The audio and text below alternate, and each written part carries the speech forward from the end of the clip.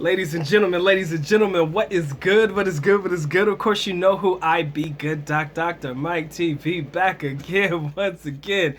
You already know this one is poised to be an instant classic in the making, man. But if this is your first time to the Dr. Mike TV channel, make sure you subscribe, notify, do all the good things to make yourself well versed in the content. Everything you should need to know about me listed in the link in the description area below. I want to shout out to my boy Ty for this one, man.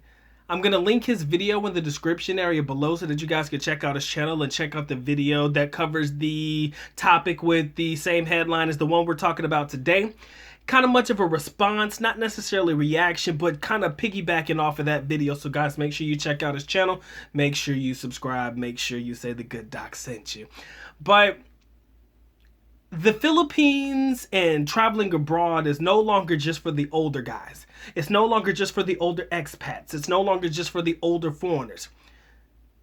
This is now a new game, a new wave, a new structure, a new way of doing things that can somewhat fuck up the status quo if you're not careful, but it definitely brings about a thought process and a way of being that a lot of people aren't necessarily either ready for and or they haven't seen it yet as much as it's actually coming. Right? But the Philippines is no longer just for the older expats, right? Now, in my man's video, he was talking about how he used to reach out to older expats and basically he was trying to find a way to get abroad. And the way they were telling him to get abroad is to work hard, get a pension, retire, and live your life. But due to the new age and the new wave of foreigners that are traveling now, we're talking about your digital nomads and people who are making money offline and all of that stuff. You're finding a lot more younger foreigners traveling into places like the Philippines right now. It's a young man's game. Some people like to accept it. Some people damn sure reject it. But it's not so much about whether it's the older expat versus the younger expat or the younger expat versus the older expat, who still gets the most girls, who still has an opportunity to get this girl. But it seems as though that seems to be the natural clash that's happening.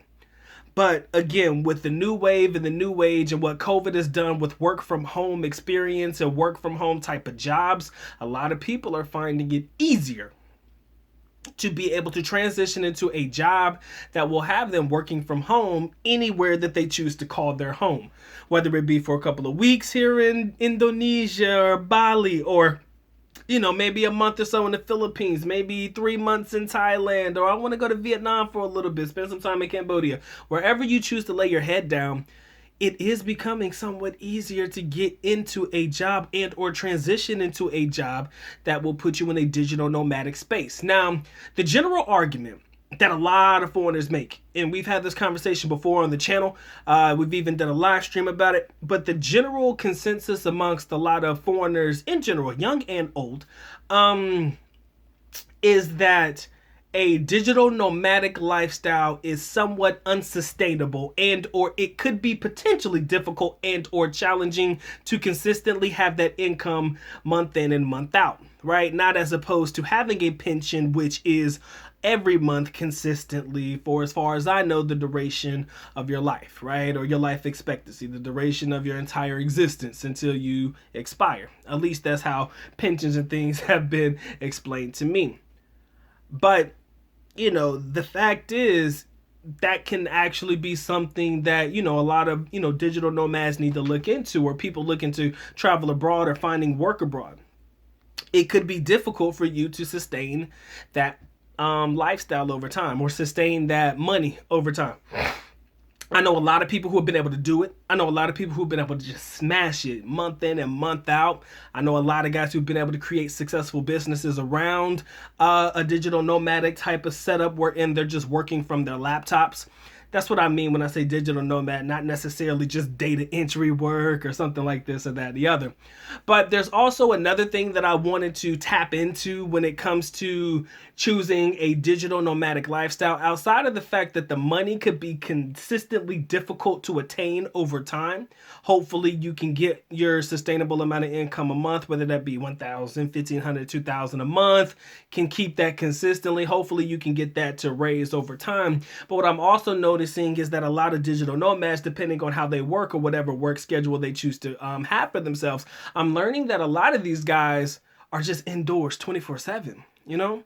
They're always working, working, working. Yo, they got to get that money. You know, that money sustains their lifestyle abroad. So you'll see that when you're living in certain areas, in certain places, in certain locations, you may not be able to enjoy your experience in that particular area depending on the type of work that you're doing. Now, I would hope and I do believe that anybody who chooses to live a digital nomadic lifestyle would have breaks in their work or days that they take off, you know, maybe a weekend. Maybe you choose to do 5 days a week from this time to this time. And after that, you clock out, you go out, have your time, keep it pushing. Some guys have flexible scheduling depending. Some guys work on a US schedule. So imagine if you're living in a place like the Philippines where at any given moment it's 12 or 13 hours difference. Hypothetically, let's say that it's 9 p.m. I'm sorry, let's say it's 9 p.m. 9 p.m. Philippine time, but that would make it like 8 a.m. the next day. So that's when you actually get to work. So you're working on a night shift schedule and you're sleeping all day. You know, that could definitely mess your schedule up as well. So there's a lot of things that go into it and there's a lot of sacrifice that goes into it. I can give you a great example. My young lady used to work a somewhat call center like job. It wasn't a call center job, but it was a call center like job. And she used to work at night all the time. I think it was from like 8 till 7 in the morning, maybe give or take. No, actually about 11, maybe it was 11 to 7. I can't remember off the top of my head. It's been that long ago. But she used to work that job and used to have to report to that job from 11 to 7. She'd get off 7 in the morning, come home, baby girl sleep, right? Sleep. She'd get 2 days off. And on her 2 days off, she was sleeping. So when I think about a digital nomadic lifestyle and a potential challenge, I'm thinking, you know, you got to find time to be able to have your fun. But I kind of feel like on your days off or your time off, you're going to use a lot of that energy to get well rested. Again, you're not reporting to a job. Probably you might be reporting to a particular person maybe, but most of the time you usually have free and flexibility in your times that you choose to work as long as you get your project done at a specific due date. That's pretty much how the digital nomadic lifestyle works. This is your due date. Get it done. Nobody's asking any questions as long as it's done correctly. So again, guys, I do understand that the wave of new foreigners coming into the Philippines right now, as we really tap into it, a lot of them are a lot younger than you would expect. Especially since it was back in the day when it was a lot of the older military guys, the retirees, you know, the guys, the pension owners and stuff like that. These were the guys that were traveling to the Philippines.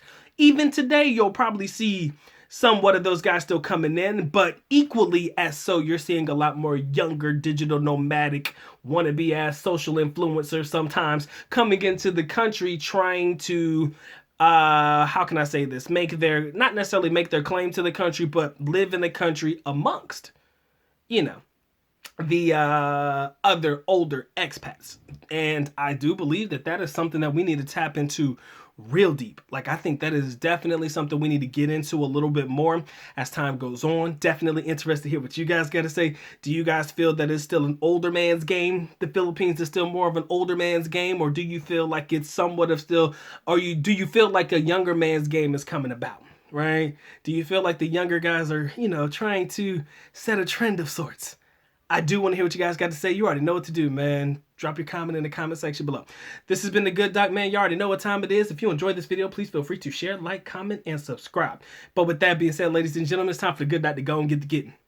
So with that being said, The Good Doc is officially out. At least knuckle, which means I am going now.